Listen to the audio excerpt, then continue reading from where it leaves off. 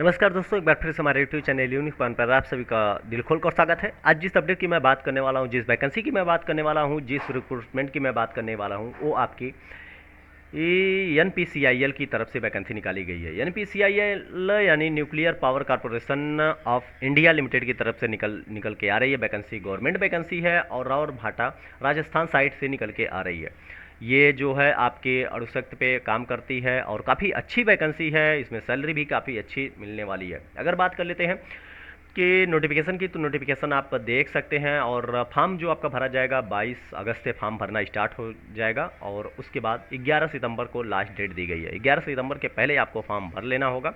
जो main point होगी उसी को हम कवर करेंगे। अगर टोटल वैकेंसी की बात कर ले तो 279 वैकेंसी है और वैकेंसी आपकी ITI कैंडिडेट के लिए और 12वीं पास कैंडिडेट के लिए निकाली गई है। ITI कैंडिडेट के लिए अगर बात कर लेते हैं तो इलेक्ट्रीशियन, फिटर, इलेक्ट्रॉनिक्स, इंस्ट्रूमेंटेशन और उसके बाद मशीनिस्ट टर्नर और उसके बाद वेल्डर, ये वैकेंसी इन ट्रेडों के लिए वैकेंसी निकाली गई है।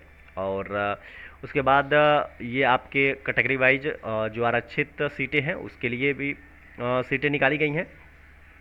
और इसको थोड़ा नीचे की तरफ चलते हैं तो आप का जो आरक्षित सीटें होती हैं उस बेसिस पे सीटें निकाली गई हैं, कैटेगरी वाइज सीटें निकाली गई हैं, बांटी गई हैं उसको। उसके बाद हम अगर बात कर लेते हैं कि एलिजिबिलिटी क्राइटेरिया की, तो अगर सिलेक्शन प्रोसेस की बात कर लें तो सिलेक्शन प्रोसेस आपका जो होने वाला है वो आपका पेपर लिया जाएगा। लेकिन सिलेक्शन प्रोसेस से पहले आपके हम एलिजिबिलिटी क्राइटेरिया की बात कर लेते हैं। तो एलिजिबिलिटी क्राइटेरिया जो आपकी रखी गई है वो 12वीं पास, यानी 12वीं पास कैंडिडेट के लिए ये जो है स्टिपेंड ट्रेनिंग यानी ऑपरेटर की वैकेंसी है। ये 12वीं पास यदि आप हैं और 12वीं पास आपका भौतिक विज्ञान, रासायनिक विज्ञान या गणित, मतलब तीनों के साथ आपका 12वीं पास होना चाहिए। कम से कम 50% आपके पास आपका रिजल्ट होना चाहिए। उसके बाद आपका जो SSC यानी हाई स्कूल जो है, हाई स्कूल में आपकी इंग्लिश, एक सब्जेक्ट इंग्लिश रही हो, तभी आप फॉर्म को भर पाएंगे। उसके बाद अगर वहीं पे मेंटेनर की वैकेंसी की बात कर लें तो मेंटेनर की वैकेंसी के लिए आपको ITI मांगा गया है, यानी हाई स्कूल प्लस ITI मांगा गया है। हाई स्कूल आपका गणित विज्ञान के साथ 50% से कम नहीं होना चाहिए और उसके बाद आपका ITI मांगा गया है। ITI आपका electrician, fitter, instrumentation, electronics machinist ये मांगा गया है। यदि आप इसके पास है तो आप ज़रूर इस फॉर्म को भरिए, काफ़ी अच्छा है। और उसके बाद बात करते हैं कि आप ये कुछ महत्वपूर्ण पॉइंट्स हैं जिसको आप पढ़ सकते हैं। ये नोटिफिकेशन आपको टेलीग्राम ग्रुप पे मिल जाएगा।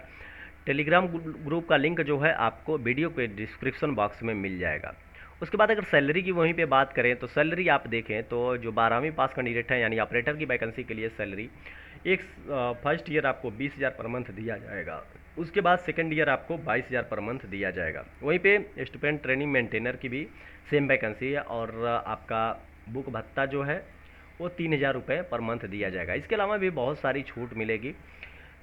और वहीं पे टेक्नीशियन बी की जो वैकेंसी है, टेक्नीशियन बी की भी वैकेंसी है। इसमें टेक्नीशियन बी की वैकेंसी के लिए आपका जो है 21,700 वेतन मैट्रिक्स वेतन रहेगा।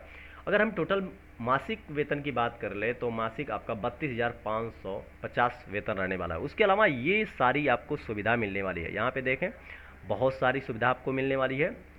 यहाँ तक आपकी सुविधा मिलने वाली है, तो आप इसको ज़रूर भरना चाहे तो ज़रूर भरिए। बहुत अच्छी वैकेंसी है। और उसके बाद आपकी 18 से 24 साल एज होनी चाहिए। आयु में रिलैक्सेशन जो भी आपको मिलेगा, यदि आपकी आयु 24 से ज़्यादा है तो आयु में रिलैक्सेशन भी आपको मिलेगा। कुछ इस टाइप से रिलैक्सेशन दिया गया है। उसके बाद हम चलते हैं कि आपका जो सिलेक्शन प्रोसेस होने वाला है वो किस बेसिस पे होगा, यानी तैनाती, यानी जो आपका कहाँ पे आपकी पोस्टिंग होने वाली है। तो पोस्टिंग आपकी मुंबई NPCIL की आगामी परियोजना यानी मुंबई में आपकी, यानी मुंबई में नहीं, राजस्थान में आपका होने वाला है। राजस्थान में आपको जॉब मिलने वाली है। और जो अगर प्रशिक्षण की बात कर ले, प्रशिक्षण की ट्रेनिंग की या बात कर लें तो 2 साल आपकी ट्रेनिंग होने वाली है। उसके बाद परमानेंट किया जाएगा।